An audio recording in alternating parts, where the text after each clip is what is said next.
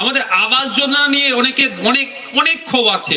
আবাস যোজনা নিয়ে, আবাস যোজনার জন্য নাকি কোন একটা নির্দিষ্ট দলের ঝান্ডা ধরে মিটিং এ যেতে হবে, না হলে আবাস যোজনা সে পাবে না।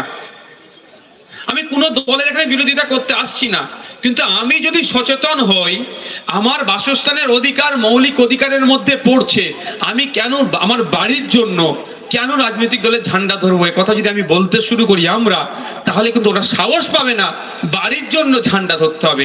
উল্টে আমরা প্রশ্ন করতে পারি, তুমি 10 বছর শাসন কার্য চালাচ্ছ, তুমি 12 বছর শাসন কার্য চালাচ্ছ, তুমি 34 বছর চালিয়েছো, তুমি 20 বছর চালিয়েছো, আমার এখনো বাড়িটা কাঁচা কেন পাকা হলো না, এর জবাবটা তুমি দাও।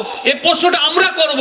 আমরা না জানার ফলে ওরা আমাদেরকে চাপিয়ে দিচ্ছে, আমার মিটিং এ না গেলে তুমি বাড়ি পাবে না।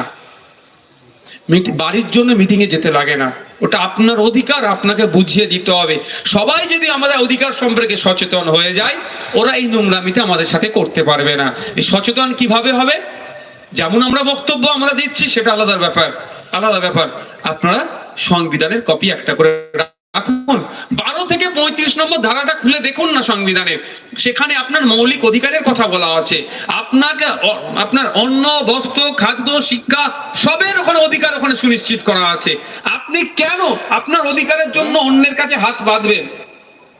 আপনার অধিকার আপনার দ্বারে চলে আসবে, আপনি একটু সচেতন হলে। তার সাথে সাথে যেটা অনুরোধ করব বলছিলাম, সেটা হচ্ছে আমরা কিন্তু অনেক কথা বলি, এখানে দাঁড়িয়ে সরকারের অনেক সমালোচনা করলাম কথার মাধ্যমে, কিন্তু সরকারও আমাদের কাছ থেকে কিছু চায়।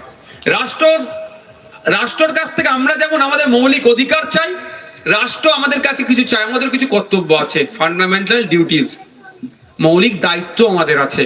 আমি আপনাদের অনুরোধ করব, সংবিধানের 51 এই ধারাতে খুলবেন, সেখানে আমাদের মৌলিক কর্তব্যগুলোর কথা উল্লেখ আছে, মৌলিক দায়িত্বের কথা উল্লেখ আছে।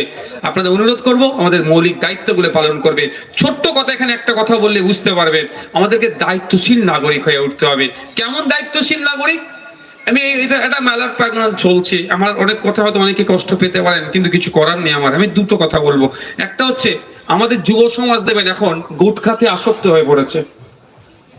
প্রথম, গুটকা খাওয়ার তো আমি অনুরোধ করবো এটা বন্ধ করুন। দ্বিতীয় কথা, গুটকাটা খেয়ে যে থুতুটা ফেলছেন, কোথায় ফেলছেন আপনি? যেখানে রং করা আছে, ব্রিজের রাস্তাঘাট, হসপিটালের যেখানে যত ভালো রং করা আছে, যেন ওখানে আরো ছাপতে মন যাচ্ছে এদের।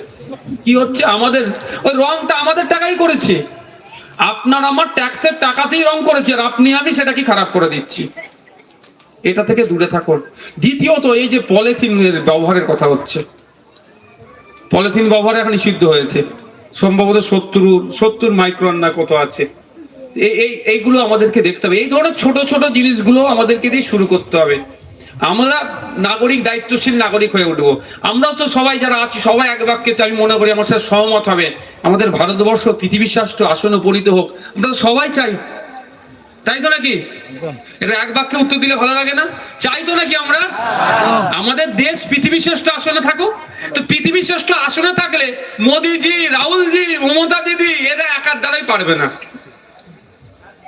আজকে মোদিজি প্রধানমন্ত্রী আছে, কালকে রাহুলজি হতে পারে, কালকে আমাদের দিদিমণি অর্থাৎ মমতা ব্যানার্জি মহাশয় প্রধানমন্ত্রী হতে পারে, কিন্তু এদের একার দ্বারাই সম্ভব হবে না।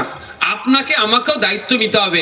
মোদিজির এই দেশে যতটা হোক, আপনার আমারও অতটা হোক, রাহুলজির যতটা হোক, আপনার আমারও ততটা হোক। সুতরাং আপনাকে আমাকেও এগিয়ে আসতে হবে।